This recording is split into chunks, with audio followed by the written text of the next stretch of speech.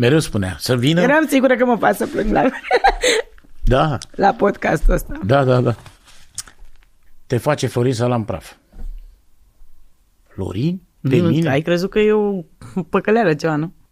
Gelozia dintre pe mine de al Florin Salam e de când lumea Florin a expus-o și la televizor, dacă nu, când erai la televizor a spus: sunt gelos pe tine, nu vreau să te văd cu nimeni.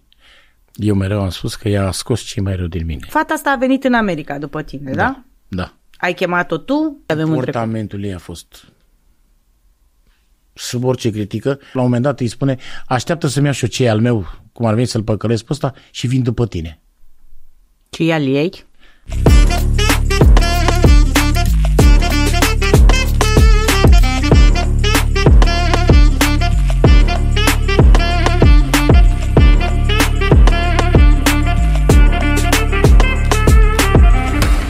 Bun găsit, dragii mei! Astăzi îl lăsăm fără mască pe un prieten drag de-al meu pe care îl cunosc de mai bine de 20 de ani, pe Nicoi Uginel, cum îl știți voi de pe TikTok. Te pup și bine ai venit! Bună să rămână, prietena de viață! Eu cred că e pentru prima dată când o să am mari emoții, pentru că nu mă gândeam vreodată că o să-ți iau așa un interviu, dar uite, în ultima vreme ai devenit foarte viral pe TikTok, asta după ce cred că ai băgat vreo câteva sute de mii, jumătate de milion în TikTok.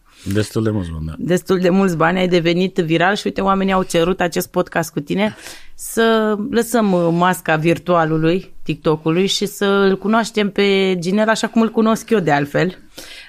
Spun de la început că nu o să te menajez deloc cu întrebările în acest podcast. O să, dacă nu vrei să-mi răspunzi la o întrebare, zici pas, efectiv, pentru că nu vreau să zică lumea că, fiind prieteni, am încercat cumva să omit anumite întrebări. Sunt omul care știe foarte bine că eu sunt deschis și chiar și pe platformă. Eu sunt omul care chiar sunt foarte deschis. Viața mea mi-am expus-o în mai mare parte, mi-am expus-o. Dacă tot am început cu TikTok, spune ce te-a făcut să intri pe platforma asta. Deci a fost o perioadă în care am fost plecat în America și efectiv mă simțeam singur, eram singur. Fratele meu, până să plece din America, era foarte des pe platformă și mă tot luam de el. Băi, dar nu mai stai numai pe TikTok-ul. El, hai mă să râdem, el mai era să certa în general, intra pe scandaluri de-astea și cu Calu, cu cine mai era. Și acum mă tot uitam la ei și hai mă să intru și eu. Mai gagicar așa de fel cum mă știi tu pe mine, intră mai mă să mă, băi câte gagici vei ce. Și încet am trebuit să intru în lumea asta. Și dar te-ai oprit la una, în mod special, la care ai donat destul de mult. Și aici mă refer la Andreea Diaconu. Asta nu, în ultima parte. Dar noi am dat la mai multe persoane, la multe fete. Adică la toată lumea. Și am dat și la cazuri sociale, am dat peste tot. Adică am fost omul care nu... Adică cât am putut, nu știu. M-a ajutat foarte tare să scap de singurătate. Că aici vreau să răspund la prima întrebare. Și... m-am simțit, a fost perioada în care nu mai m-am simțit singur. Pentru că m-a ajutat foarte tare. S-a strâns o comunitate în jurul tău și... Mi-am creat prieteni virtuali care vreau să spun că am rămas prieteni cu ei și acum și vorbim cu unii, chiar vorbim și în viața de cu zi și rămânem prieteni. Câți bani ai băgat pe TikTok pentru level 44? E un level destul de mare pentru TikTok. 300.000. 300.000 de euro? De dolari? De dolari. De dolari. Îți pare rău că ai băgat banii ăștia pe TikTok? Nu-mi pare rău de nimic. Nu-mi pare rău de nimic. Tot ce se întâmplă în viață are un sens. La mine nu există să mă uit înapoi, să-mi pară rău de ce e în urma mea. Tot ce las cu fruntea sus și de fiecare dată mă uit cu drag înapoi. Așa, chiar dacă au fost rele, chiar dacă au fost bune, cu drag. Ce ți-a adus rău TikTok-ul? Că, bine înțeleg, ți-a adus o comunitate, niște prieteni noi, ai scăpat de o stare pe care o aveai atunci când erai în America și te simțeai singur departe de casă, dar ce ți-a adus rău? Prietenii mi-au adus, dar în cea mai mare parte dușmani. Iar separat de dușmani... Deci asta e partea proastă a TikTok-ului, în momentul în care donezi atât de mult, nu? În afară de fața prieteniei care o arată mulți, în spatele lor se ascunde adevărata lor identitate care este falsă. Și Adică se prefac pentru cadourile astea, pentru puncte, pentru... Chiar da, iar alții care sunt lângă tine și crezi că te ajută și sunt prietenii tăi, ăia sunt cei mai mari dușmani ai tăi. În mare parte ei te trădează, nu? 100%. Dar spune-mi un pic, când ai dat banii ăștia și ai avut o perioadă lungă de timp în care donai destul de consistent în fiecare seară. Da. Erai conștient atunci? Știai toate dedesubturile TikTok-ului? Nu, dar toate... Le-ai aflat după? Toate le preiei în timp. Ca orice informație. Nu vine nimeni să spună. Pentru că fiind singur, n-avea cine să te implice în lumea asta. Și lumea virtuală știi foarte bine că nu are de-a face cu lumea reală. Așa. În lumea virtuală lași copii, lași familie, acolo îți creezi o altă entitate, ai o altă imagine, că sunt oameni pe care pe TikTok, eu unul mă bucur din suflet că tu mă cunoști foarte bine și eu sunt așa și viața reală. Da, așa este. Dar sunt alții care se ascund după un telefon, în schimb viața reală nici nu apar nicăieri. În schimb, aici este cea mai mare problemă, că nu toată lumea este exact cum se expune chiar acolo în lumea virtuală, nu sunt la fel. Cine este, dacă ar fi așa să te întrebe cineva, eu știu, dar repet, trebuie să te întreb, cine este Ginel? Nicoiu Ginel, cine este? Ce copilărie a avut? Ce familie? Ce viață? Ginel, un băiat care a plecat de jos, care fiecare dată, noi în lumea noastră, așa că am fost mai mult un băiat care am umblat mai mult pe stradă și mi-a creat un respect, o imagine care niciodată nu mi-am pătat-o. Toată lumea m-a iubit și m-a respectat prin prisma faptului că am fost real și am fost corect și dacă așa m-am învățat și m-am educat, nu mi-a plăcut să fiu fals, să vând, nu mi-a plăcut niciodată să fiu pervers, din cauza asta niciodată n-am perceput asta și n-am luat-o cum a trebuit pentru mine și mereu am iscat scandal pe chestiile astea. Și am plecat, am fost un băiat de jos, am muncit să ajung așa cum am fost unde sunt, sau chiar dacă am coborâșuri, urcușuri, sunt sus, știu să pierd, știu să câștig, niciodată nu m-am văitat când am fost jos, tu știi, și toată lumea mă cunosc din jur, nu mi-a părut rău niciodată de ceea ce am făcut și am muncit să fac ceea ce fac. Provii dintr-o familie cu posibilități? Nu, n-am provenit dintr-o familie cu posibilități, am muncit noi, ne-am chinuit, așa cum am putut, și eu și frații mei, și ne-am dezvoltat și un business care îl avem. Înainte la fel am avut business. Știi foarte bine că eu în general am fost managerul. Eu cât te-am cunoscut pe tine, sunt vreo 22 de ani, vreo 18 ani. Da. Când am început așa să fim prieteni mai apropiați, deci știam așa de prin oraș, dar când ne-am prietenit, aveai foarte mulți bani. Făceai foarte mulți bani la vremea aia. Da, eu... Adică ai făcut bani mereu, oricum. Mereu, da. Eu știi foarte bine că eu am fost mereu lângă cei mai mari lăutari ai României. Sunt un gen impresar care am fost în umbră, în general, în spatele, și cu prietenul cel mai bun, Florin, că în general scandalurile cele mai mari și după ce am terminat și n-am mai fost un susținător al TikTok-ului, pe TikTok am ieșit cu scandal. Ajungem și acolo. Dar ce vreau să te întreb, ai avut pasiunea asta pentru muzică și ai stat lângă artiști, dar ai avut o pasiune pentru fotbal și la un moment dat ai avut un club de copii și antrenai copii de fotbal. Da. Nu antrenam copii de fotbal, am avut un club de fotbal. Eu chiar am statut de antrenor. Eu antrenam băieți care erau seniori. E marea ta pasiune fotbalul? Fotbalul mereu a fost marea mea pasiune. Da, ai jucat și fotbal? Am jucat și fotbal, da. Da, nu am fost la nivel mare, extraordinar. De ce ai renunțat la clubul ăsta? Am renunțat pentru că a venit pandemia, eu am avut niște terenuri de sintetice care erau luate în concesiune și după am avut la fel o perioadă moartă din viața mea ca și material vorbind și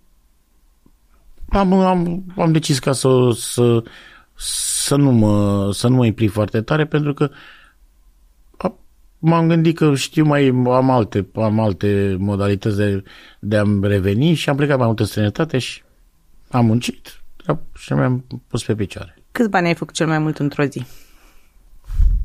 Într-o singură zi. Într-o singură zi? Da, cel mai mult. O sumă. Vorbesc așa în toată tinerețea ta, ca să zic. Oricând. Pas. Lasă așa. Nu vrei să răspunzi, nu? Nu. Ce te-a făcut să nu mai ai atât de mulți bani? Adică pentru că tu ai urcușuri, coborușuri, eu te cunosc destul de bine, dar unde ești foarte risipitor, cheltuitor, cum ești? Cu femeile sunt cel mai risipitor de fiecare dată. Cât am putut, am susținut. Te râs un pic, că nu poți să fii prea serioasă știind toate aceste lucruri. Oficial, sunt așa, am fost toată viața, un nenorocit om, adică care mi-a plăcut să mă distrez, m-am distrat și... N-ai fost genul de unde să pui și tu bani la saltea? Niciodată și oricum, sunt pe premiza mai ales că, din păcate, care acum regret față de anii trecuți, regret că nu am și eu un urmaș, să am un copil și dacă am încercat să-mi întemeiez și acum când am încercat să-mi întemeiez o familie, nu s-a mai putut. Dar ți-am spus, nu regret nimic din ceea ce se întâmplă. Mă bucur și dacă aș avea, dacă m-ai întrebat ce aș face și dacă până acum același lucru îl fac. Să revenim la familie. Cum te înțelegi cu frații tăi?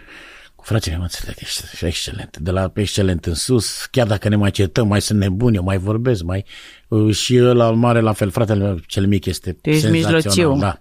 Fratele meu cel mic este senzațional și... Îl ai documințenie, ești din comun pe lângă tine și Șorici. Dai seama, și fratele meu, și Șorici este un om care, chiar dacă este puțin mai vulcanic, să știi că are un suflet mare și îl știu. Eu cred că dacă el ar fi avut la fel acum toți banii din lume și i-aș fi zis dă-mi încoace că plec, că am nevoie, mi-ar da cu ochii închiși, fără niciun fel și tu cred că ai face la fel pentru și eu la fel pentru noi, așa am fost crescuți.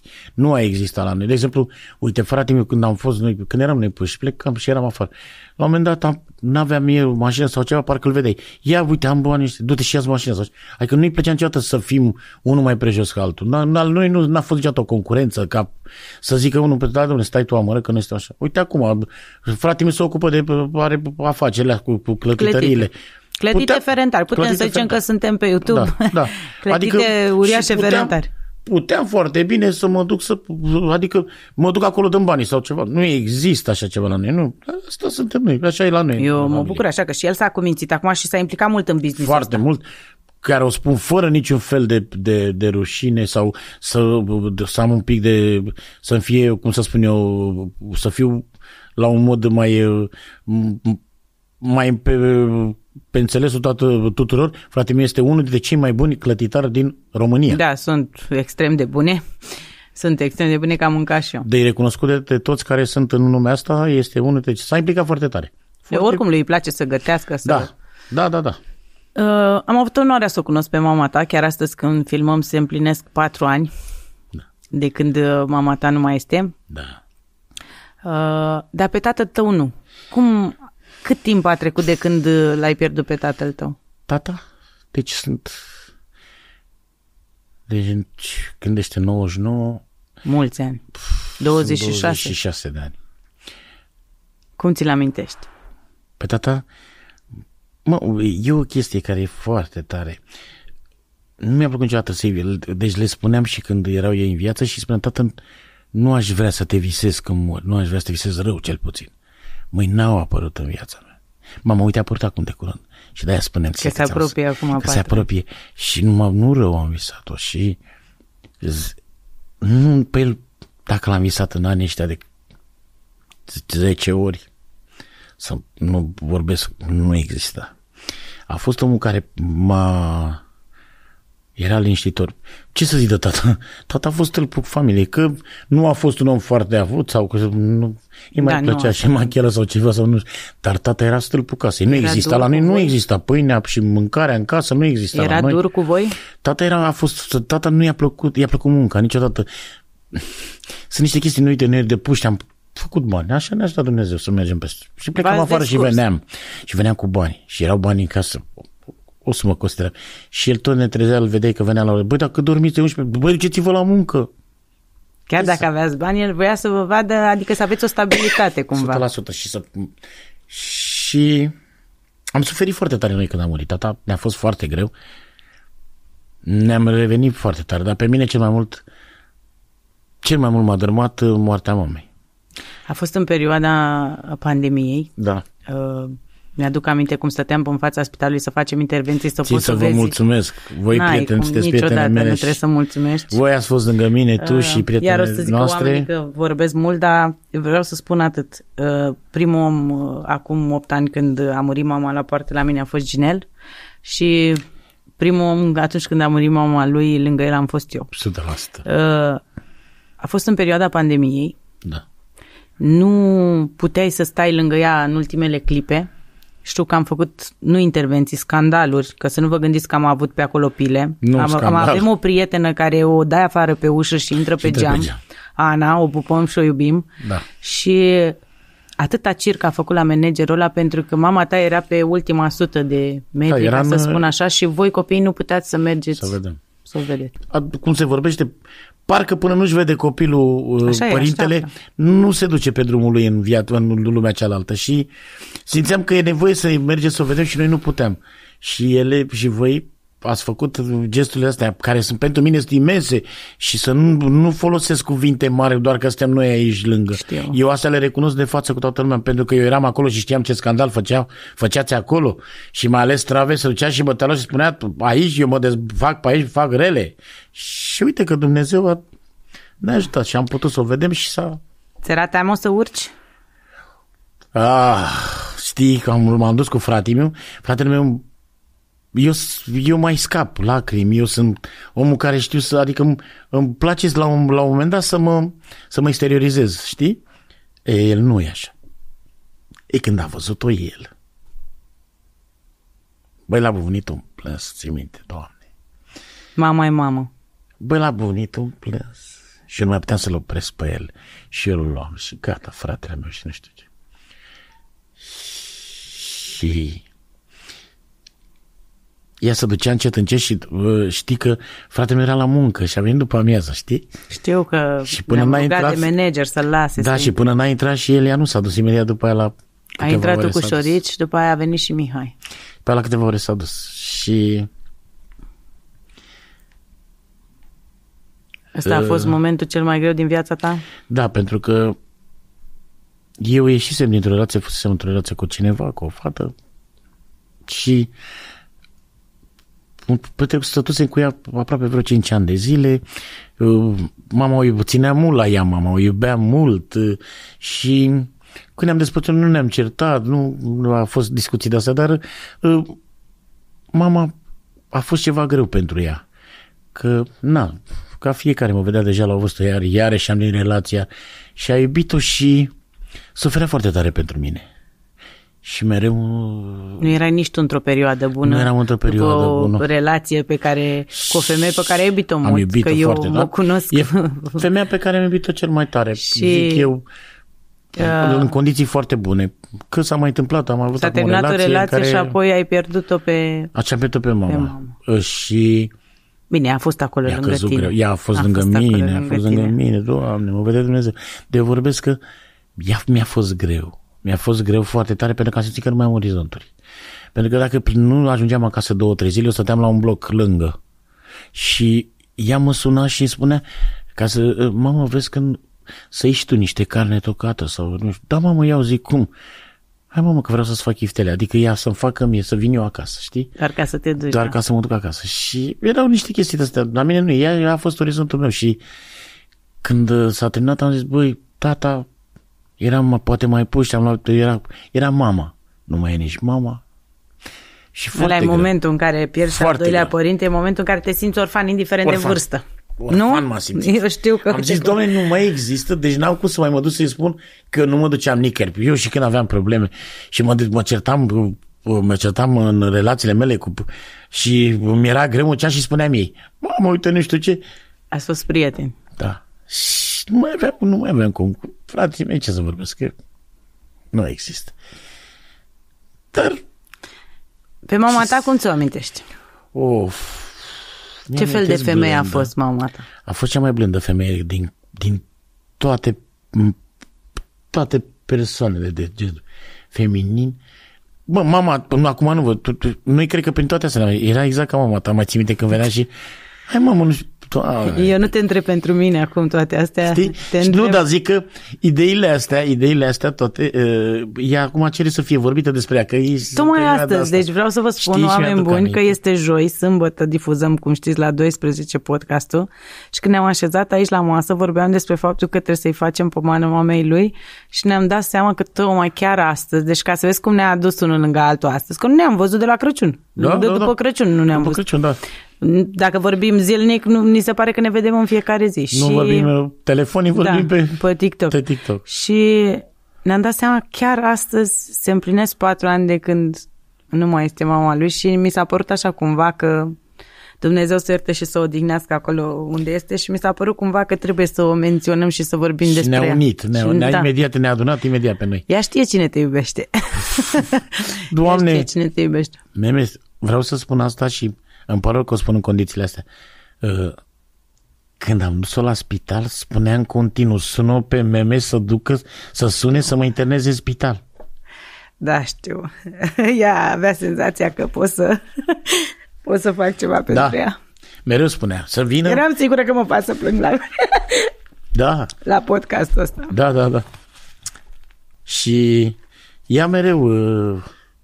Tu erai supremul. O femeie extraordinară. Tu erai supremul când îi spuneam, hai că am vorbit cu Meme, uite, gata, imediat. Și când am sunat atunci și am zis, vreau să sunam Meme, să mergi la spital, nu știu ce. Stai seama că, mai zice că te zăpăceam, sună, fă, nu știu ce. Ce vrei, asta e. Până la urmă... Am făcut cu toții ce am putut, așa... Trecut timpul le trece și peste noi, nimeni nu, toți suntem muritori, nimeni nu trăiește cât în pietori, vorba lui tata și... E așa că durerea nu trece niciodată, doar înveți să trăiești cu ea, nu? Durerea nu trece niciodată pentru că, și de ce o simți? Atunci când ți-aduci aminte de o persoană care nu mai este sau dacă te duci, dacă vezi pe o persoană care ți-a creat, care îți creează starea asta de disconfort și imediat intervine asta, atunci simți că încă nu se vindecă niciodată. Sau când ai o problemă și nu mai ai pe cine să suni. Aia e cea mai mare problemă. Atunci te simți pierdut, atunci zici că nu mai ești al nimănui. Nu mai e orizont. La un moment dat te gândești, oare mai stau mult aici? Eu cred că e mai bine și am nevoie de ei. Sincer, nu m-am gândit niciodată la asta, că nu-mi place să spun că m-am gândit vreodată să mor sau ce. Dar ai momente când te simți atât de pierdut în care e limita aia așa, care te simți ca un om pe o linie moartă. Mergi des la cimitirile? Băi, să știi că n-am mai mers de mult. Îți spun sincer și... Te înțeleg. Nu am mers pentru că ea nu vrea. Uite, crede-mă, dacă eu m-am dus acolo, am dat să plec de acasă, m-am dus la mamă. Și când am coborât jos, mi-ai sunat tu, Gen, și mi-ai zis, haide să ne vedem, să mergem să mâncăm. Da. Și nu că am făcut-o, că am zis, mai bine aleg asta între mă. Nu mi-am mai stat acolo și am uitat. Eu nu asociez când era tata, doar tata, mă duceam des. Dacă mama ea, nu asociez. Că ea n-avea ce să nu asociez mereu. Cimitirul cu mama, nu pot. Mă duc când trebuie să-i fac parasase, când sunt sărbători, logic că mă duc. Dă-i seama că mâine o să mă duc acolo să... Da. Că na. Dar... Mai repede o găsesc la biserică, de exemplu, știi? Sau în alte locuri. Este prima dată după 4 ani de zile în care vorbesc de ea ca și mort. Crede-mă pe sinceritate. Te cred, știu.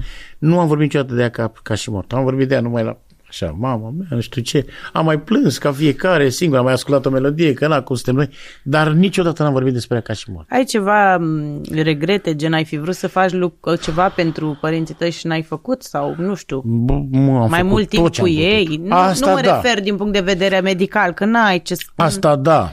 Și material și orice caută, de când am crescut în mari, n-au dus lipsă de nimic. Dar... Te gândești așa, parcă puteam să-i plimb, poate puteam să fac sau... De ce spun că mă simt împlinit și sunt drept și cu fruntea sus în fața ei și cu capul plecat în același timp ca și mamă? Că am avut grijă de noi personal, de ea, noi.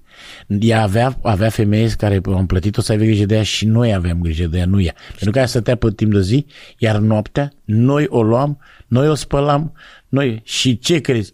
Ea în continuu spunea, nu vine să cred că eu am făcut băieți și n-am făcut fete. Jur. Nu mai, când e mama, nu mai te interesează nimic. N-am existat, cât sunt, că fiecare sunteți mai scârboși, stai că să nu o vedem. Nu, o spălam ca pe copil și o aranjam și nu mi-a părut și nu mi-a fost niciodată de a, Doamne, să fie țărână ușoară pe unde a fost, pentru că ea așa a avut grijă de noi. Așa a avut grijă de noi, mama. așa, în același stil. Dumnezeu să o ierte. Dumnezeu să ierte. Și să o odihnească acolo. Da.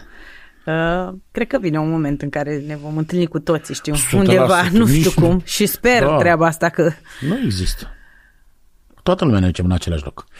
Că avem ocolișuri, că ne place drumul la noi, ne place drumul drept, dar tot acolo ajungem. Ai avut, ca să schimbăm un pic subiectul ăsta atât de sensibil, ai avut multe relații în viața ta lungi, multe. Ai avut relații lungi în viața ta, cel puțin așa te știu eu, ai avut relații și de 12 ani, ai avut relații de 5 ani, relații lungi. De ce ești singur acum? Poate dacă în trecut n-am fost un băiat corect vis-a-vis de relațiile mele. Crezi că se întoarce karma? Eu zic că e karma. De fiecare dată nu am pus pres foarte tare pe relație, mult timp. Vorbesc de primele mele relații. De la ultimele mele 2 relații, ceva s-a întâmplat, a fost ceva care pe mine, eu voiam să mă schimb, să fiu alt om, în schimb Dumnezeu niciodată nu mi-a arătat schimbare, nu voia. Și mereu am încercat să fac ceva, a trecut timpul, a trecut o zi, a trecut un an, 2, 3, am cerut și eu să fac ceva și nici nu s-a mai putut. Și eu cred că acum chiar este e karma. Spuneai că ai stat foarte mult lângă artiști, că vreau să ajungem și la TikTok și la partea de TikTok când ai încetat să mai donezi atât de mulți bani pe TikTok. Da. Eu te știu și te-am cunoscut un bun prieten cu Florin Salam. A fost la un moment dat ceva ce eu, ca și prietenă care te cunosc, am rămas așa un pic uimită că voi doi ați putea să vă certați vreodată în viața asta. Sincer. Pentru că voi nu ați fost prieteni, voi ați fost frați. Adică. Și m-am trezit într-o zi cu Florin făcând afirmații despre tine, cu tine făcând afirmații despre Florin și mă gândeam ce s-a întâmplat și unde a fost problema. Pentru că a fost un scandal destul de mare și a fost real din punctul meu de vedere. Vreau să încep prima dată prin a spune că Florin Salam nu este prietenul meu. Florin este al 4-lea frate al meu. Niciodată n-am încetat să spun chestia asta, chiar dacă acum ne-am cetat și ne-am împăcat verbal. Nu ne-am mai văzut. Ne-am văzut o singură dată și de când ne-am saltat de la distanță, nu am mai vorbit. Din cauza programului lui. Desfac eu asta sau tu? Mie, nu-i problemă. O desfaci tu? Hai, să punem un pahar ca să putem să stăm așa. Uite, poți de la Trattoria Verdi să și mănânci ceva, că știu că n-ai mâncat nici tu, nici eu. Hai să fim mai pe lejer și să povestim. Bun. Să trecem la subiectul ăsta, că a fost un subiect mult prea sensibil cu mama ta și trecem la un subiect la care cred că așteaptă multă lume răspunsuri, știi? Da. Repet, eu v-am cunoscut, eu știu cât de aproape ai fost lângă Florin atunci când a pierdut-o pe Fănica. Tot ce s-a întâmplat în viața noastră, cum ne-am prietenit, cum am stat unul lângă altul de ani de zile. Ok. Hai să desfacem de la prieteni și de la Trattoria Verdi. Uite, ne-a trimis până desface Ginel, eu mănânc o bruschetă de asta, că mai am puțin și vreau să-mi pun balon la stomac, nu o să mai pot să mai mănânc. Hai să mâncăm. Ginel l-am trezit din somn, că asta pe TikTok la 7 dimineața, când m-am trezit eu era... Vedeți că e frică, a zis că lui e frică să desfacă sticle de-astea de șampanie și l-am pus în mod intenționat. Hai mă, că n-ai ce să bubui. Nu mă, uite, dă încet așa ca să nu sară. Gata. Merge. Hai să bem un prosecco.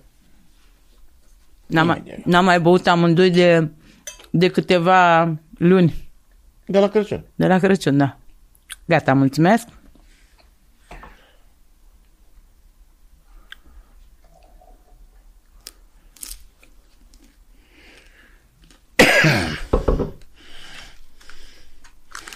Așa acolo pe masă, nu-i problemă. Nu-i problemă. Hai, bine ai venit la mine. Bine te-am găsit și să continue toate lucrurile astea frumoase care le faci o viață. Oricum tu faci numai lucruri frumoase. Mulțumesc, te iubesc. Bun. Deci, începând prin a spune că Florin a fost mereu prietenul meu, familia mea. a fost, noi suntem prieteni de copii. Eu vorbesc de la 9 ani, 10 ani. Noi ne știm când am fost amărâți, când n-am fost. Știu momentele când luam pe Florin cu mine, când eu eram și îl luam pe Florin cu mine și îl prezentam peste tot. Ești mai mare ca el. Da, câțiva ani de zile. Îl prezentam peste tot. Hai cu mine, uite, asta așa, ăsta e Florin. Umblam cu caseta lui, uite cum cântă Florin. Și el știe foarte bine. Nu exista, nu spun sub o formă de... Da. O spun pur și simplu cam ce relație era între noi. Nu o făceam contra cost, nu eram săgeată, cum spune unii, că am fost la ordinul lui în viața lui. Tu știi foarte bine că niciodată. Eu știu. Sau omul de șervețele. Da. Liniștiți-vă. Bun. A venit momentul în viața lui Florin când a început să fie bine, mai bine.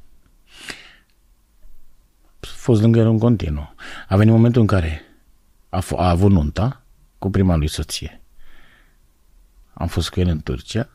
Eu l-am îmbrăcat ca și generică. Eu am fost lângă el în toate momentele bune. Am stat cu el când a plâns, când a râs. A venit momentul când Fănica, Dumnezeu să o ierte, s-a stins, o fată, o femeie extraordinară. Săptămâna viitoare să fac 16 ani. A fost lângă lui. Ea a fost singurul care m-a acceptat să fiu lângă el. Erau afară 1000 de persoane și el a zis nu să vină cine. Și am stat, pe mine mă ținea de o mână și pe ea de o mână. Și plângea și striga și am spus gata, Florin, oprește-te, că nu mai. Și Florin este prietenul meu. Tu vorbești la spital? Când a decedat. În spital. Când a decedat. Și eu am fost și am plâns lângă el și la fel acum îmi spun cu lacrimi în ochi, sufăr la el orice văd. Și acum mă uit, mai îl văd cum este. Și mă uit la amândoi. Băi, am îmbătrânit. Mi-e dor de Florin Salam rău de tot. Îți spun sincer că mi-e dor de el tare rău de tot. De ce? Pentru că noi de fiecare dată și când ne-am certat, doar ne înțelegeam din privire, ne uitam unul la altul și plângeam sau și gata, treceau toate. Am fost lângă Florin când a suferit după toată perioada asta grea. Am fost la Florin când a fost pe punctul am fost cu Florin când a fost pe punctele cele mai culminante. Dacă vrea să recunoască el și soția lui, eu am fost omul care l-am căsătorit, recăsătorit. Le-ai făcut cunoștință? Da, eu am fost omul care am fost, pentru că eram foarte bun prieten cu Roxana. Vorbim de actuala soție, da. Deci a fost o familie, am fost omul lui. Nu spun că, Doamne ferește. Doamne, dacă mă vedea odată amărât, pe mine ca omul ăla nu există. Mă vedea amărât, să uita la mine și venea la mine și îmi spunea, auzi, e supărat? Zic, nu, eu nu-i spuneam niciodată dacă sunt amărât. Și auzi, știi ce, vreau o lună așa să mai mergi și tu cu mine, că m-am plictisit de ăștia și n-am. El ca să te ia să câștigi bani. Să merg cu el să-mi dea bani. Și nu spun că îmi băgam bani în buzunar și așa, și că mă băga la parte cu toți lăutarii. Nu există. Florin a fost omul care... Ca Florin nu se există pentru mine. Nu are cum. Uite, am fost cu Leo. Nu e Leo. Nu Leo. Atât că, doamne, mă vede. Nu există. N-are nicio treabă. Vorbesc ca și omenii. Ca suflet. E un suflet deosebit, Florin. Nu, Florin, acum perioada asta, când ne-am certat sau că poate ca fiecare a avut și el problemele lui. Ce a provocat ruptura asta, scandalul ăsta? Vreau să te întreb ceva, stai. Înainte să îmi spui de scandalul ăsta care a izbucnit pe TikTok, crezi că, și uite-te la mine când te întreb, Florin a fost gelos că tu te-ai... Jur că n-am vorbit nimic înainte, i-am spus doar nu o să te menajez cu niciun fel de întrebare, dar eu mă gândesc, la cât te iubea Florin pe tine și te iubește în continuare, sunt sigură de treaba asta, crezi că l-a deranjat faptul că tu ai început să-l ridici pe Leo? Pentru că tu l-ai ajutat pe Leo de la Cuveit, numai eu știu de câte ori m-ai sunat să-l bag la emisiuni, să facem, să dregem, să te ajut să-l promovez. Tare. Nu fac am niciun fel de perdea. Când l-am preluat pe Leo, l-am preluat cu datorii de 160.000 de euro. Mânca în ianuarie? Mânca în ianuarie, cânta pe 3.500 de euro și împărțea banii în 3. Lui venea vreo 750 de euro, ca să mă înțelegi pe mine, adică în 4 împărțea. Și când am zis că o să cânte pe 6.000 onorariu, a zis, Doamne, nu există. Că ce facem, mă bagi în jos? Și când a văzut că se întâmplă chestia asta, a zis, Doamne, am pus mâna pe Dumnezeu. Crezi că Florin a fost, ajungem și la Leo, crezi că Florin, ca să nu sărim de la un subiect la altul, a fost cumva gelos? Înțelegi ce spun? 100%, mi-a și deranjat că n-ai mai stat lângă el de aici pleacă tot. Că tu erai sufletul lui acolo. De aici pleacă tot. El când m-a văzut că el a zis, nu se poate. Tu îmi faci chestia asta. Și spune, dar nu fac nimic. E un drum al vieții, e normal să lași, să fiu și eu lângă el. Mie și mie mai bine, poate și material. Și a zis, nu, Gineghele, la oricine, aș lăsa pe oricine să facă chestia asta, nu pe tine. Nu trebuie să spună. Dacă vreodată vorbești sau va ajunge aici să spună. Florin a spus, pentru că eu iubesc și copiii lui, eu iubesc tot. Nu există la mine de când... Sâmbătă viitoare este Betty aici, chiar vorbeam cu ea de tine și mi-a zis că te iubește. Și mai ales Betty cu... Da, și Dani, eu cât am fost, Dani a cântat o perioadă cu Leo și era lângă noi, aveam grijă de el, Doamne, ca să aibă grijă de băiat. Și nu exista și eu poate nu mă vedeam cu Florin. Bun, de unde a început scandalul ăsta, care a fost un scandal extrem de mare pe internet și nu numai a preluat toată presa apoi și a fost, Bun, a fost Florin. Ce s-a întâmplat? A stat... el, într-un fel sau altul, a participat într-o mare măsură la ascensiunea lui Bogdan de la Ploiești. Cum spunem noi, lăutarii, i-a făcut 2-3 anunțuri pe 2 melodii în care l-a ridicat și l-a trimis în locul unde și-l merită la ora asta. De ce? Nu că și-l merită. Nu, poate vocal, să nu vorbim de muzical. Vorbim de notorietate. YouTube-ul și ceea ce face el, să dea Dumnezeu sunt. E prietenul meu, ca și Florin. A fost o ceartă între ei. Aia cu banii, cine e șeful, nu mă interesează. A vrut cineva să dea o dedicație, ca să înțeleagă oamenii care n-au văzut, a vrut cineva să dea o dedicație lui Bogdan, să spună pentru regele Florin Salam. Bogdan n-a anunțat că e regele, Florin s-a supărat și restul găsiți pe internet. Bun. Eu n-am ieșit să fac niciun fel de apreciere. La un moment dat, n-ai făcut atunci, dar a avut dreptate Florin sau Bogdan în discuția asta, dacă tot? Din punctul tău de vedere. Din punctul meu de vedere, Florin trebuie respectat în orice poziție ar fi. Că era el într-o stare atunci mai proastă sau că nu avea probleme cu gâtul sau ceva.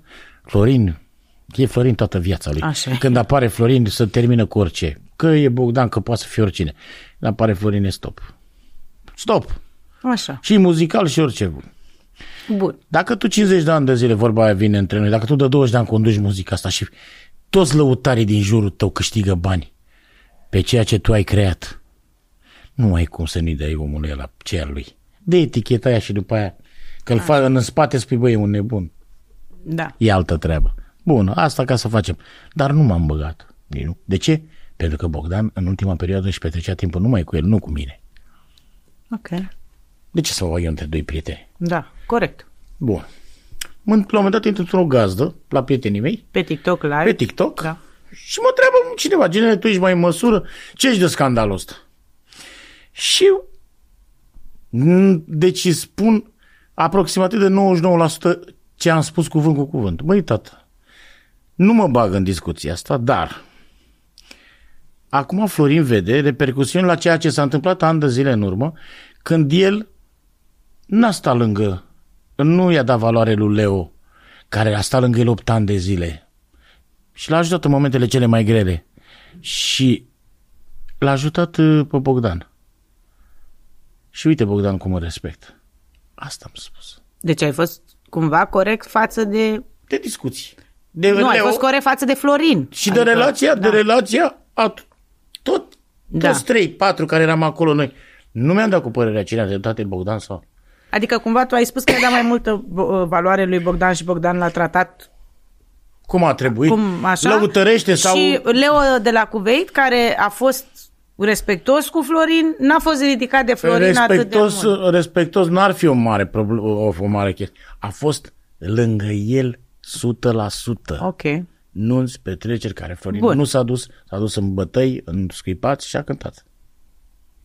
Și asta l-a deranjat pe Florin. Ai spus tu treaba asta. Bineînțeles. Și a ieșit și Florin public, nu? Influențat de alte persoane, nu vreau să le spun aici, terțe persoane care aveau rol într-un scandal în care era implicat Leo de la Cuveit la momentul acela. Ok. M-am trezit. Nu știu de ce, dar cred că toată lumea, nu e despre cine e vorba. Ok. Pentru că în seara premergătoare a scandalului a fost cu Florin la Constanța. Ok. Și noi știm foarte bine ce poate capă la fiecare. Da. Mă trezesc la ora 1, 2, 3, 500.000 de mesaje și distribuiri. Te face Florin Salam praf. Florin? De mine? Ai crezut că e o păcăleală ceva, nu? Ce am făcut? Intru. Și Florin nu mai era live. Atunci. Și ăla. Băi, m-a făcut Ginela, m-a făcut că sunt la ordinele lui, că băi, că cine ești tu, că te urechez, că îți dau palme. Tu mie, Florin, îmi dai palme. M-a deranjat. Dacă mă sunai personal și îmi spune, Ginel, de ce ai făcut chestia asta? Și eu dădeam unul, băi, Florin, dacă am greșit, iartă-mă, că nu e rușine să-mi cer iertare. Am spus din totdeauna unui prieten, nu este rușine să-ți ceri iertare, sau unui frate. Corect. Băi, Florin, ce-am făcut? Am greșit. Iartă-mă. Că de alte dăți anterioare te-am iertat eu pe tine și am spus că sunt eu vinovat ca să nu să-ți cauzeze ție ca și psihologic și creierului tău. Deci, efectiv, din această părere a ta vis-a-vis de Leo, că ajungem la prima mea întrebare, că el a fost cumva gelos. Mă rog. Nu, pe îi spun și după. Cumva gelos așa, a ajuns să te jignească pe platformă, pe TikTok. Asta am spus. Dacă mă faci, și m-a făcut bulangiu să mă ierți tu. Da. În lumea... Fiecare face ce vrea în intimitatea. În viața mea, eu nu am cum să vorbesc vreodată. Nu pot să mă faci pe mine, Ginel, să mă faci bulangiu, fă-mă orice vrei tu. Toată lumea știe că am fost gagicar dacă eram copil. Nu mi-a plăcut decât femeile, nu mi-a plăcut. Bărban, și el știe foarte bine că... ta. Bun, și de aici pleacă totul. Ai ales să intri pe platformă, pe platformă ți-am răspuns. Și am intrat și am spus, băi, te vorbești cu mine așa. Lucruri care spus multe lucruri. Ne-a cam agitat noi amândoi. Și de aici pleacă cearta. Nici el, că el e un om ambițios, că ești ca și mine ambițios. Și tu ambițios. Și a ținut-o langa, până la un moment dat am ajuns să spună, băi, gata, termină. Eu nu am... Ați spus lucruri și la nervi? Și la nervi. Eu am zis, bă... Multe au fost puse și la nervi, da. Da, dar nu mă simt vinovat decât că poate trebuia să nu continui, dar tu l-ai sunat pe el? Când ai văzut, te-ai trezit și ai văzut toate distribuirile astea? Bine, te întreb și eu pe tine. Sau ai fost orgolios și nu l-ai sunat? Nu, hai să te întreb și eu pe tine. Tu auzi despre mine. Tu mai mare, care tot timpul ai fost lângă el și nu l-ai lăsat să facă lucruri rele și nu știu ce. Da, gândește-te tu. Da. De 15-20 de ani de când ieșim noi, suntem împreună așa, zi de zi eram. Eu zic acum și ce mi-ar fi plăcut să faci ca să ne ajungi acolo. Nu. De câte ori s-a întâmplat chestia asta să-l sun eu și chiar dacă n-avea dreptate? Nu mai mergea. Și în situația în care tu simțeai că e dușmănie aia vis-a-vis de mine, că eu sunt cu Leo. Și știai că n-ai greșit. Și nu, băi, mă simt, și acum îți spun, că poate aș fi trebuit să zic, bă, ca fiecare, bă, e Florin. Dar eu nu mai puteam să mai fac când tu mă jur de... Bine, tu nu l-ai văzut niciodată, artistul Florin Salam, tu l-ai văzut prietenul fratele tău. Și separat de toate astea, ajuns să mă ajut de nepoții. Să-ți fac să-ți regin mama mea. Asta a fost care tu, Florin, te-ai pus pe scaun, că n-am apucat să spun ce a fost și el pentru mine. Nu numai ce a fost eu pentru el. Când eu nu vorbeam cu el. Și a luat scaunul, a venit la mine la priveghi, s-a pus pe scaun și a spus, ia-te de mine, eu de aici nu plec. Știu, am fost acolo. Pe cum fac? La priveghi la mama lui. La mama mea? Pe cum să-i zic? Ce pot să-i spun eu lui Florin? Dar erați supărat și atunci a dat din nimic. Alte chestii, de ale noastre. Tot gelozia cu Leo. Și a venit, mi-aduc aminte, a venit seara Florin Salam la priveghi, a luat un scaun și a zis, poți să mă dai afară? Treaz, să zic că a venit, am băut ceva. Nu plec și ați rămas acolo toată noaptea. A stat până dimineața la 6. Da. Bun. Gelozia dintre pe mine de al lui Florin Salam e de când lumea Florin a expus-o și la televizor, dacă nu, când erai la televizor, a spus, sunt gelos pe tine, nu vreau să te văd cu nimeni. A spus-o de fiecare dată. Drumurile s-au făcut de așa natură, nu ca să fac ceva intenționat împotriva lui. Ca fiecare, toată lumea trebuie să trăim. Nu pot să... Ce fac? Stau să mă duc să fac rele pe stradă? Da, tu ai vrut să-ți câștigi. Am vrut să câștig pâinea normal, cât de cât legal, adică legal la modul să... Între noi, fie vorba aici cu restul zeci de mii care se uită, Leo de la Cuveit e o voce. După părerea mea, îl escupe Florin, pentru că pentru mine Florin nu există în lumea asta, ca și e. Îl escupe, după mine este cea mai bună voce din România. Și care vrea să o recunoască, dar 99% o recunoaște. Leo este... Că e caracterul de... Nici la jumate e altă problemă. Dar artistii vorbim muzical, este. Bun. Și cum ați ajuns să închideți scandalul? Ați vorbit? Te-a sunat? L-ai sunat? Da. Presupun că vă suna toată România separat. Terminați, nu? Au intervenit și alți oameni. 100%, toată lumea. Nu, să știți, crede-mă, că la nimănui nu i-am dat dreptul să bage între noi. Și ei au recunoscut, nu ne băgăm. Oamenii știau oricum și relația voastră. Și până am stat de vorbă cu el și am zis, băi, așa, și s-a terminat, adică, dar n-am mai vorbit. Dar nu vorbim, mi-e dor de el mereu și când intră live mă duc la el și intru. Să știi că și pe el l-am prins pe la mine pe live. Vine să te vadă. Eu știu că și lui e dor de tine. Și sunteți așa ca doi îndrăgostiți care s-au certat și nu... E inima mea, e sufletul meu, orice s-ar spune și oricine s-ar propune, că știu că eu știu cine poate. Dacă ar fi greu astăzi, ai luat-o pe jos? Poftim? Dacă ar fi greu acum, ai luat-o pe jos? După el m-aș duce oriunde și în lumea nu știe. Ce dracu, dacă nu, nici eu nu sunt, e mai mult ca, eu dacă îmi spunea cineva mie să-i dau inima mea sau fica, eu îi dădeam lui Florin. Și frații mei erau geloși pe chestia asta. Hai că la mic nu, dar nu vorbeam, dar cu ăsta mare spune, tu vezi mă că tu ăsta i-ai dat orice și mie niciodată. El a fost, așa ceva a fost între mine și Florin. Da, sunt prietenii care sunt mai presus decât orice. Așa a fost între noi doi. Chiar dacă s-a întâmplat astea, Ăsta este unul dintre marile scandaluri pe care le-ai avut pe TikTok, chiar un altul este cu fosta ta parteneră de viață, ca să spun așa, cu Nicol. O fată pe care ai cunoscut-o pe platformă, nu? Da, am cunoscut-o pe platformă. Prima dată am fost prieteni. Și a venit după tine în America, tu erai în America. Da.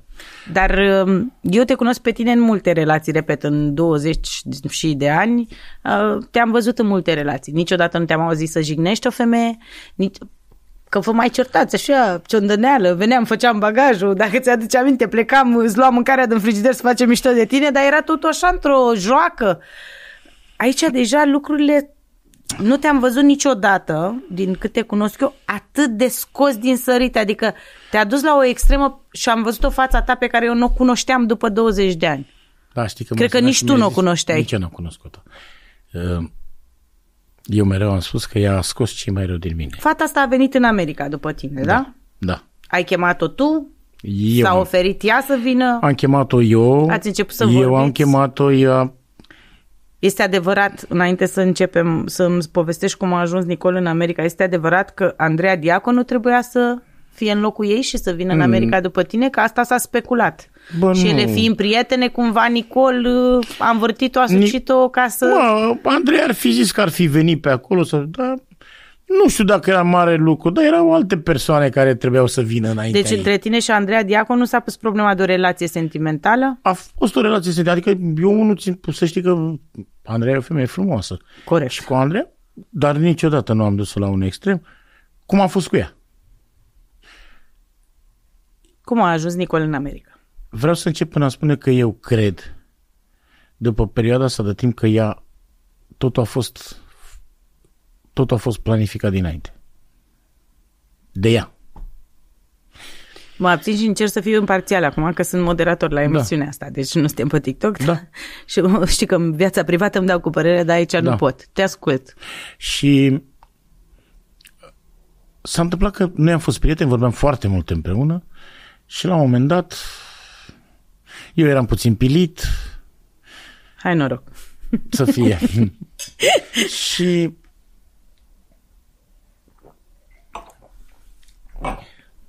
era și ea puțin pilită. Venea de la o petrecere. Tu în America, ea în România? Da. Și atunci am declarat, băi, eu cred că sunt cam gelos pe tine, nu-mi convine, băi, ești nebun. Și chiar la un moment dat a zis, știi că și mie îmi plăcea de tine, dar n-avea cum să nu fine. Ce am vorbit noi? Da. Și atunci a început tot ceva foarte mișto de la distanță, dar la modul cum. Femeia asta mă ținea în telefon 24 din... Știi ce înseamnă 24 din 24? Pe telefon cu cameră. Deci eu ieșeam, mă duceam la muncă, ea era cu mine în telefon. Tu i-ai interzis lui Nicol să mai facă live-uri? Da. Și am spus că așa este de bună cuvință, ca un om care ești cu el, să nu faci chestiile astea, cât se poate, că e normal că nu poți să... Mai ales că nu poți să vină unul să-ți dea cadouri și cum e în lumea asta noastră, să spui, mai te iubesc sau nu știu ce, și tu și bărbatul lângă tine. Dai seama că la mâine și scrie, auzi, arată și mie. Nu știu că la mine nu vin bărbați pe TikTok. Eu vorbesc că sunt altele, uite. Era și un pic ciudat, așa, iubita ta, tu erai pe vremea unul dintre cei mai mari susținători ai TikTok-ului. Ce e adevărat, Te-a oprit să oprit să nu mai donez. Era geloasă pe Andreea? Foarte geloasă pe Andreea. Și acum e geloasă pe Andreea. Eu spun, adică aici suntem undeva unde vorbim adevărul pe față. Nu-mi place să mă ascund. Suntem fără mască aici. Și... Bun. Ați început o relație frumoasă, da? Pe telefon, 24, cei mai frumos, fluturaș în stomac, nu știu ce, nici mai contează. Dacă tu la muncă stăteai cu ea pe telefon, imaginez. Și ca să spun, intermesem deja banii unei persoane să vină după mine. O altă fată. O altă fată tot cunoscută pe TikTok. Nu vreau să-mi dai. Nu era cunoscută pe TikTok, era din altă lume. Era și o cunoaște lumea și pe TikTok. și alte, mai erau încă două fete care erau disperate. Nu știai pe care să alegi. Da, bineînțeles. Eu am ales ce a fost mai rău. Te-a ajutat partea asta că ai donat foarte mult ca să le atragi? 100%. Sunt femeile pe TikTok disperate după donatori? 100%.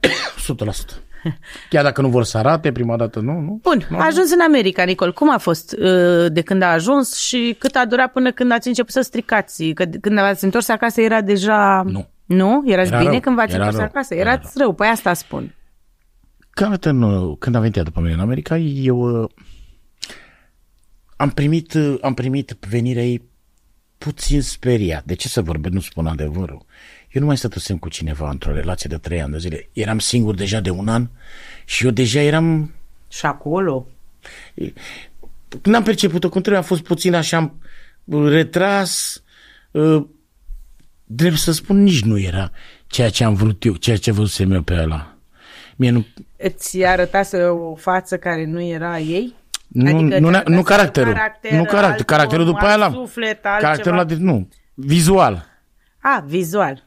Tu ești și foarte pretențios. Tu ai avut numai femei foarte frumoase și când o spun, credeți-mă că nu-l flatez cu nimic, dar a avut piesele orașului, au fost iubitele regine. Ea era frumoasă. Este o femeie frumoasă. Este frumoasă. Măi, eu iubesc.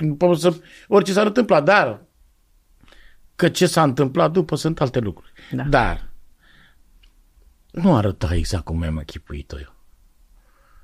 Și în fine, a venit, noi nu... Orice, dar lui Ginel nu-i plac fetele grase. Da. Nu plinuțe, nici plinuțe, nimic. Slabe. Am stat cu noi, în fine, scandalurile care au fost acolo nu ne-am înțeles. Deci v-ați certat de la început în America. După câteva săptămâni nu ne-am mai înțeles. Dar este adevărat că ea s-a aștepta la o altă condiție materială din partea ta? Da.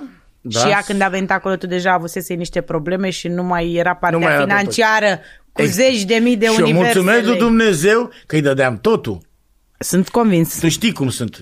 Cu mine. Sunt convinsă. Ești cu mine. Da. E tot ce al meu și al tău. Nu mai mă uit că ai venit cu buletinul într-o traistă și ai zis, hai că am venit la tine. Nu. Dar ea s-a așteptat la altceva. S-a așteptat la altceva. Bun.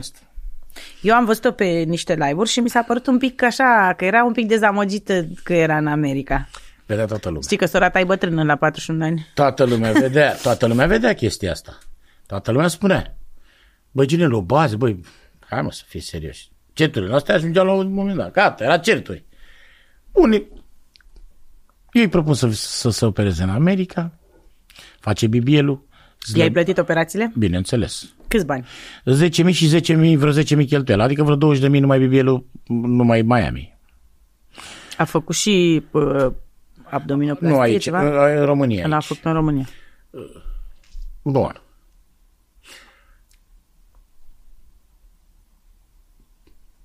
Tu aveai și treaba acolo, ea stătea în casă mult, nu? Stătea mult în casă, da. La un moment dat a început un întreg circ.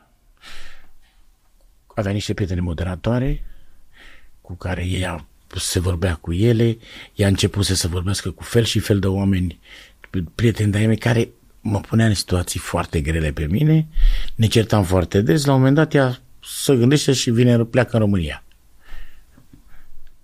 Bineînțeles, plec și în România. Motivul pentru care te-ai întors în România este ea? N-ai putut să stai fără ea? Da, motivul ăsta este. Voi vă certați, dar o iubeai. Da, o iubeam. Ca să aflu... Să știi că cu ocazia asta o inviși pe Nicol, că trebuie să spună și a partea ei dacă vrea să vină. Da, nu, fără probleme. Trecând timp, deci ajungând în România, am cam aflat cam ce fel. Când ai venit aici în România, ce s-a întâmplat? Te-am auzit pe live-uri și oamenii te-au auzit. Da. Vreau să-mi spui mai mult. Ce s-a întâmplat? Ajungând în România aici... Tu ești destul de cunoscut în București prin băieții ăștia de oraș. În toată țara sunt cunoscut. În toată țara, ok. Și ai venit și ai aflat niște lucruri care erau diferite decât îți spusese ea? Decât o știam eu. Ok. Drept să spun, nici nu m-am interesat. De ce? Pentru că nu fac asta de fel. Că dacă eu mă interesez, înseamnă să-mi tai craca de sub picioare. Da. Și îmi plăcea foarte mult ea și nu vreau să o iert. Eu sunt omul care ce s-a întâmplat. Asta zic. Te interesează cum e cu tine și ce se întâmplă în relația cu tine. Așa e normal. Fiecare avem un trecut. Adică cu toți avem un trecut. Comportamentul ei a fost sub orice critică. Poate și eu sunt un om care sunt la fel de vulcanist, poate sunt la fel de prost în exprimare, dar ea... Ce? Adică ce se întâmplă? Cum? Ce făcea? Ce? Cum să certa cu mine să vedea cu alți bărbați? Nu știu ce. Acum astea-s vorbe? Te întreb și eu. Sunt vorbe sau ai certitudine? Certitudine, care mi le-a recunoscut și ea. Nu știu, acum nu am avut niciodată că s-ar fi culcat cu cineva. Decât acum am aflat în ultima perioadă. Dar eu vorbesc în de lungul timpului, e vorba de aproape 2 ani de zile, dintre mine și ea, un an jumate. Și toată lumea spune, păi stai mă, tu stai tu de asta te plângi? Păi uite, așa o cunosc. Băi, nu m-a interesat. Am zis nu. Ea mea, o iubesc așa cum e. O iubeam. Uite, recunosc că ei sunt un om tâmpit, i-am înjurat copilul. Să mă ierte Dumnezeu. Nu, înjurăturile pe care le-am auzit la tine și la ea pe platforma TikTok, n-am auzit pe toată platforma. Nici nu știam că există. Sincer, să mă ierte Dumnezeu că am făcut chestia asta. Știu că nu mi-o iert niciodată și poate nici ea și poate ea mă aude. Nu mi-o iartă niciodată. Dar ea n-are cum să nu mi ierte, pentru că nici ea nu-și ignește mai mult copilul prin ceea ce face. Și atât de asta spun că mă simt un pic așa mai scăpat de unele greutăți din punctul ăsta de vedere. Dar vin și spun următoarea problemă care este cea mai gravă. Am ajuns să aud că ea de 2 ani, de 1 an și ceva, de când a venit și în America, scopul ei a fost să facă tot ce a făcut numai să mă distrugă pe mine. Moral, psihic și material. Dar de ce? Care era ideea? Pune-mi aici așa. Hai să spun ceva. Hai. Nu am bătut, Doamne ferește, nu ne-am să zici că, băi, am fost omul care am băgat cuțitul sau... Dar zi-mi, mă gândesc așa, adică ce motivare avea? Fapt financiar înțeleg, că sunt atâtea femei care tind pe partea asta financiară, da? Și așteaptă... Iubirea mea. Bun. Bine. Spui cum vrei tu. Băi, un om care ai trăit cu el în casă, bune sau rele, în afară de ce nu poți să te gândești să-l omori. Aia zic, ascultă-mă. Deci, ajungem, țineți ideea asta. Bine, nu săr peste. Cum adică nu poți să te gândești să-l omori? Nu poți săr peste asta. Cum să trăiesc cu tine în casă, să fii, bă, omul meu care trăiesc cu tine și suntem pe bune, pe rele, ne spunem orice. În afară că vii și expui din prima, că eu chiar dacă m-am certat cu ea, Eu n-am vorbit niciodată, n-am făcut niciodată afirmații despre ea, decât la modul să arăt ce am vorbit noi amândoi în intimitatea noastră, ce s-a întâmplat între noi doi. Ce înseamnă a vrut să te omoare? Că asta nu înțeleg. Păi, hai să spun ceva. Găseam în telefonul ei cum să omori un om, să nu se simtă o travă de mâncare. Deci am râs acum pe sistem nervos, credeți-mă. Cum? Ai spus asta pe TikTok vreodată că n-am auzit? Da. Bine, la un moment dat, crede-mă că din iubire pentru tine și din prietenie nu mai puteam să stau pe live-urile astea și nu e singura. Nu puteam. Toți prietenii mei spun același lucru. Efectiv, nu puteam, te vedeam, Au venit prieteni, mi-au chemat și m-au coborât jos, haide să stăm de vorbă. Asta doar ca să pot să mă abțin. Deci, ea căuta pe Google. Deci avea căutări. Eu am cerut telefonul ei să caut ceva. Da. Și când mă uit, eu nu știu ce, că acum nu-mi vine în cap cum se numește, eu de asta care bage mâncare și nu se simte că... Nu dăm numele oricum. Da, așa? Și că mori fără... E aceea că e Caterinca, dar nu puteți să ai 10 pagini, 12 pagini deschise. Dumnezeule! Cum să omori pe cineva să nu se simtă. Bun. Și te-ai gândit că pentru tine caută? O luăm ca o Caterinca. Păi nu, aș și spus că pentru mine. O luăm ca pe o Caterinca. Bun, o Caterinca. Vine următoarea problemă. N-aș putea să caut nici în Caterinca și nu pot să te mint. N-aș putea să caut în Caterinca. Cum să omori un om fără să simtă? Dumnezeule, Nicol! Asta și eu trăiesc cu tine. Bun, și eu trăiesc cu tine. Și eu trăiesc cu tine în casă. Și iar recontinuă. Ne certăm, ne împăcăm, ne pupăm în dos și vin și spun în următoarea dată. Găsesc cineva îmi spune că ea vorbește cu oameni separat și că vrea să mă ardă de bani. Da.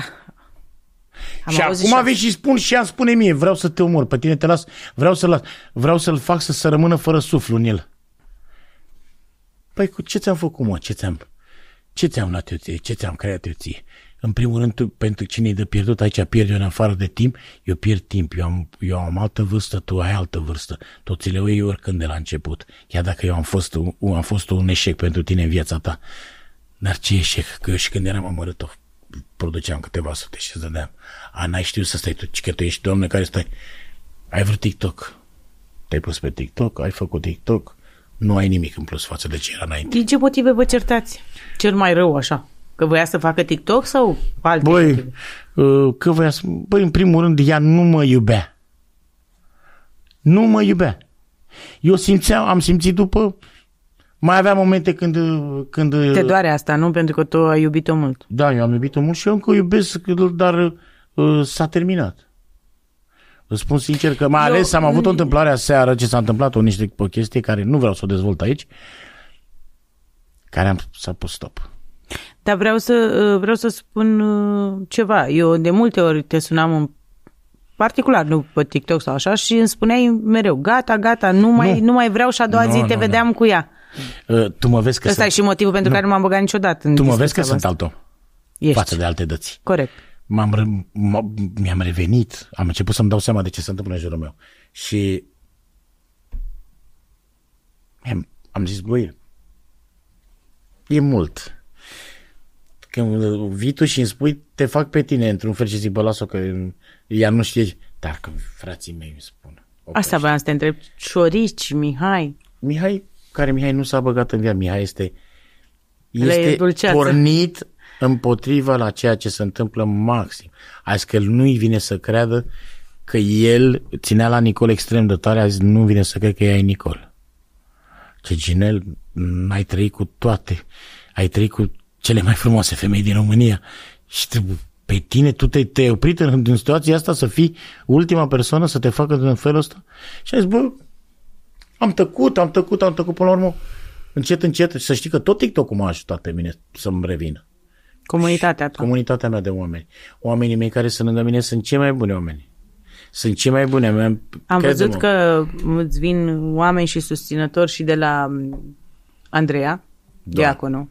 Și mă gândeam așa, ce caracter trebuie să aibă Utopii, oamenii știu despre cine vorbim, între cei mai mari susținători de TikTok-ului. Nu, eu cred că este cel mai mare forță pe TikTok. România. Mă gândeam ce caracter trebuie să aibă când voi doi vă băteați acolo, o să o ajutați pe Andreea amândoi când juca meciuri. Și acum, pentru că tu nu mai ești în situația în care donezi pe TikTok, Vine și stă lângă tine acolo. Seară de seară. E un om... Și te ajută. Am văzut că deci, te și ajută. crede-mă că mă ajută, în afară că mă ajută, El omul ăla te face să râzi. mă face să râd, îmi dă o stare bună și este omul care niciodată n-am simțit la el vreo modalitate de a fi pervers, de a aduce, cum să spun eu ție, scântei între el. De ce crezi? El se ducea la ea acolo și spunea gata, fină. Deci oamenii ăștia te-au ajutat să treci cumva și Andreea, un pic mai ușor peste cu Andreea vorbesc cu mereu și mă învață și vorbesc cu ea, pentru că dacă Nicol vine mâine să vă împăcați? Sunt condiții. Care? Bine, acum nu vreau să-mi spui condițiile, îți dai seama că într-o relație, nu vreau să mă bag chiar cu... Nu mai vreau să mai mă împac cu ea, niciodată. Nu există să mai mă împac cu ea. Hai să spun ceva. Da, știi cum e, creierul spune ceva, sufletul spune altceva. Cât ai fi de naiv și de tâmpit. Inima spune altceva, dar creierul nu mai vorbește așa, pentru că acum creierul meu domină inima în privința ei. Să spun de ce. Accept orice. Dacă nu mai vândut și o văd cu ochii mei, nu mai există. Am stat o lună ceva și n-am vorbit. Am tăcut. Și am vrut să văd unde ajunge. Ea ți-a stricat relația cu Leo de la Cuveit? Da, ea mi-a stricat relația cu Leo de la Cuveit, dar eu nu dau vina pe ea.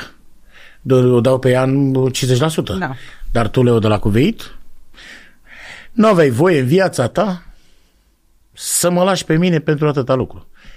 M-am omorât cu o Românie întreagă, am stat până televiziuni cu tine ca să te scot pe tine bazma curat în toate discuțiile care le-ai avut. Am acceptat când anii trecuți, când ai făcut rele și știi că agendele tale sunt la mine și eu știu foarte bine ce rele ai făcut și filmări și le-am acceptat și de multe le-am luat pe mine. Am spus, băi, să scape băiatul, să-i fie bine. Și tu mă vizi pe mine pe un ce? Pentru că a zis că l-am înjurat pe el de familie.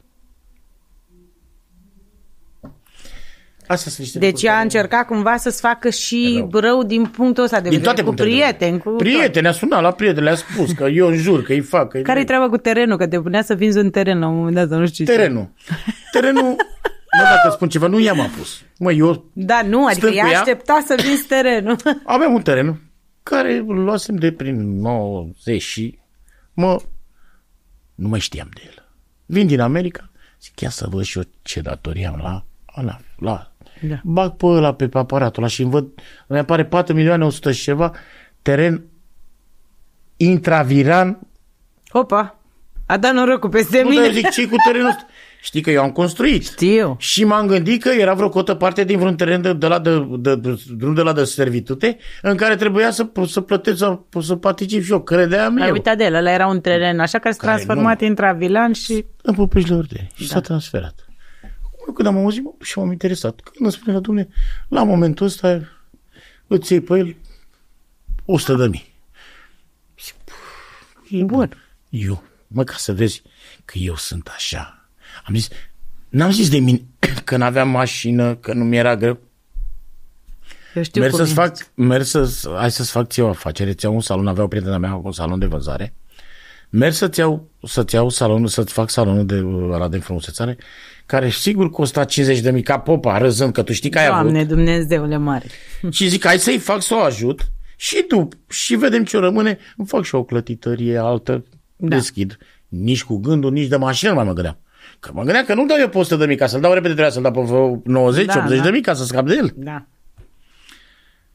Bă, între timp, o persoană apropiată mie mi-arată un telefon și spunea să-ți arăt ceva. Și îmi dă și mi-arată niște discuții între ea și un TikToker. În care ce spune? În care ea spunea, ăla îi spune te iubesc, ea îi spune că nu știu ce și îi zice că se întoarce, așteaptă să-mi iau, la un moment dat îi spune, așteaptă să-mi iau și eu ce e al meu, cum ar veni să-l păcălesc pe ăsta și vin după tine.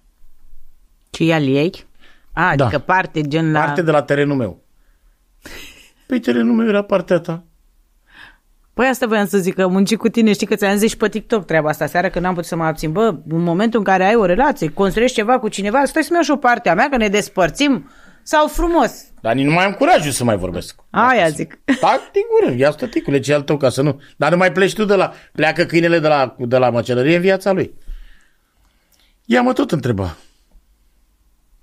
Eu nici nu mai mă interesam de terenul ăsta. Ea te întreba când vinzi terenul? Când, hai, nu mai vinzi ăla, bă, mai faci, fata aia mă suna? Da. Hai, Ginel, ce faci cu ăla? Eu să-mi era și rușine de fata aia. Zic, stai că ți vine să-ți aduc eu 5.000 acum. Tu care ești și de cuvânt de felul tău când zici ceva. Adică mi-era greu, mă duceam, împrumutam 5.000, 10.000, bă, dați-mi cum aia.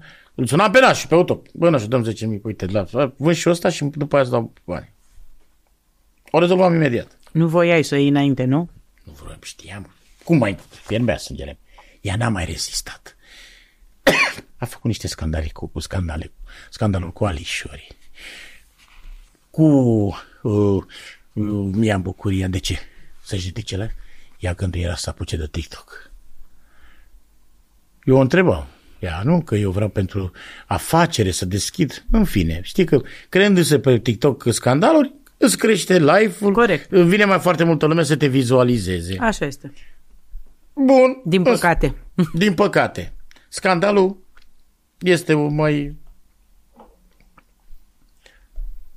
La un moment dat, să mă ierte Dumnezeu că fac... Eu nu vreau să pun pe ea într-o imagine prostă, că sunt lucruri care nu e cazul. Da. Deci nu vreau să mai pun... Dar la un moment dat pleacă de ea de 4 zile, n-ajungea acasă, că să stea cu băiatul, ea de 4 zile n-ajungea acasă. Și o întreb și eu, mă, dar tu nu mai te duci acasă? Stai că ajunse și acasă, n-a stat deloc acasă, a zis că să ce la solar. Și ea s-a dus la Dana. Și a stat... Știu perioada, că intrau live. Sau la o prietene, dar ei și a stat și gata. Și s-a apucat de TikTok. Noi ne-am certat și de acolo a plecat tot scandalul. Este femeia care ți-a făcut rana cea mai mare? Cea mai mare rană, da. Adică m-a schimbat pe mine ca și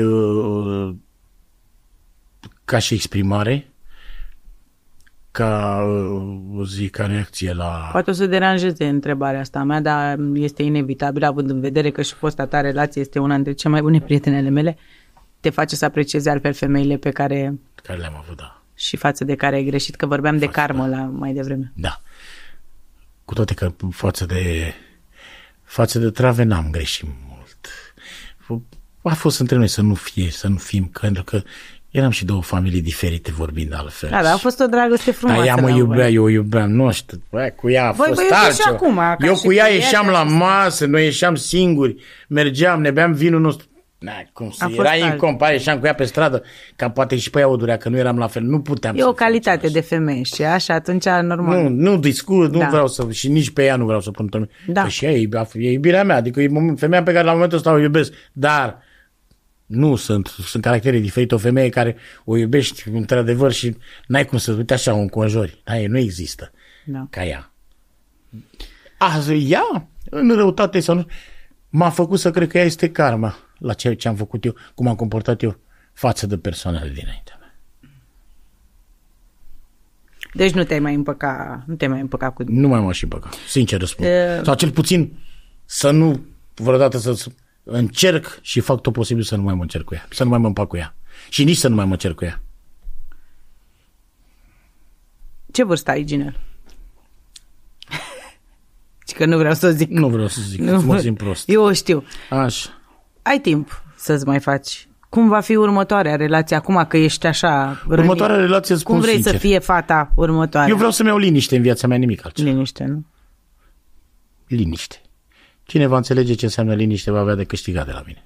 Hai să spun un secret, poate nu știai. Bărbatul poate să-și facă familie și copii oricât de târziu. Femeia e mai greu, știi? La femeie este mai greu. Și cel mai greu este ca cineva să vrea să facă totul pentru tine, că nu prea face nimeni totul pentru tine. Așa. Și că spuneam și de soțul tău și spuneam că sunt puțini bărbați care să vrea să-ți facă totul pentru femeia lui. Nu mă dau mare, nu sunt omul care de fiecare dată sunt acolo. Dacă pot să fac ceva pentru ea... Asta voiam, era următoarea întrebare. Dacă Nicola ar avea nevoie de tine acum, te-ai duce? 100%. Te-ai duce, că tu ești un om bun. Și oricine ar avea nevoie, ești genul ăsta tu. Nu, da? Mai ales de ea. Mă vede Dumnezeu des. M-aș duce. Dar, ți-am spus, nu mai vreau, lupt și cu creierul meu și cu tot ce se întâmplă cu mine, să nu mai vreau să mai mă împac cu ea. Dacă ar vrea ea sau dacă aș vrea eu, nu mai vreau să mă împac cu ea. Nu mai vreau. Cred că mi-e foarte bine așa și cât de bine mi este, cu toate că să am momente și eu de nebunie care stau și mă gândesc că mi-e greu. Dar am început să ies afară, asta e cea mai mare... foarte mult în casă, dar asta ai început să faci și live-uri, că multă lume nu înțelege. Uite, Ginela a intrat pe live-uri să-și recupereze banii băgați sau... Hai să spun ceva, am vrut să ies afară ieri și eram supărat că ploua și zic, chiar mă dau de unul ăla și stau în casă. Da. Și noi iar ai deschis... Dar păi zic că am vrut să ies afară și ploua și unde mă duc? Că am sunat și eu pe prietenii mei care e în casă. Da. Zic că ce mai unde? Da. Știi? Și asta a fost toată chestia. Mă bucur că i-am spus moderatorii de la început că acest podcast va avea un pic mai mult de o oră. Deja am depășit mult peste o oră. Vreau să te întreb, în ultima vreme nu-ți lipsesc petrecerile că ai stat prea mult în casă? Vreau să spun că am evadat și eu de 2 ori, mai ales după ziua am evadat. Și am mai dat odată și încet încep să reintru în normalitate, pentru că asta e normalitatea mea și lumea așa mă știe și nu mă dezic. Când noi mai avea, le-am zis fraților mei, mă luați, mă băgați într-un celofan și... Doamne ferește! Ăsta sunt. Am și spus, iau după mine, dau pe pere, Dumnezeu să-mi dea sănătate și să nu mă chinui în viața asta, să întâmple ceva și să ne stingem repede. Nu am cum, dar ca idee. Dacă ar fi să-i dai un sfat acum pe final lui Ginel de la 20-25 de ani, ce îi spune? Să nu crezi nimic din ceea ce vezi. Nimic nu este realitate. Te iubesc și îți mulțumesc că ai venit la mine. Știu că nu îți plac ție aparițiile astea publice. Am venit la tine pentru că tu ești sufletul meu și eu nu apar nicăieri, mai ales să vorbesc despre mine. Dar eu am vrut, sincer să fiu, pentru că acum s-au mai liniștit un pic apele, atât în comunitatea ta pe live-ul tău. Am vrut cumva oamenii să simtă 5% din Ginel pe care îl știu eu, pe care îl iubesc, pe care îl respect și care este parte din familia mea. Și am vrut ca oamenii să vadă și ei cum te văd eu pe tine, măcar 5% din să știi că asta. Să știi că în mare parte lumea a început să mă vadă cum sunt eu, să știi. Sunt și sigur. Am oameni buni și care toată lumea îmi spune că sunt un om bun și că știi cât de tare, cât de bine te simți și de puternic. Îți jur. 3 oameni dacă ai care când ai deschis ăla și zici 3 oameni, vai, ce te pupi, că te simți bine rău. Așa este. Îți mulțumesc. Sărut mâinile și te iubesc. Pe tine, sunt lângă tine oricând, la orice oră ai nevoie de mine, sunt aici și eu te iubesc mult de tot și pe tine și pe fetița ta și pe tot ce aparțineți. Ne revedem sâmbătă viitoare, nu uitați, se împlinesc 16 ani de când Fănica, fosta soția lui Florin Salam, nu mai este și invitată este Betty Salam. V-am pupat!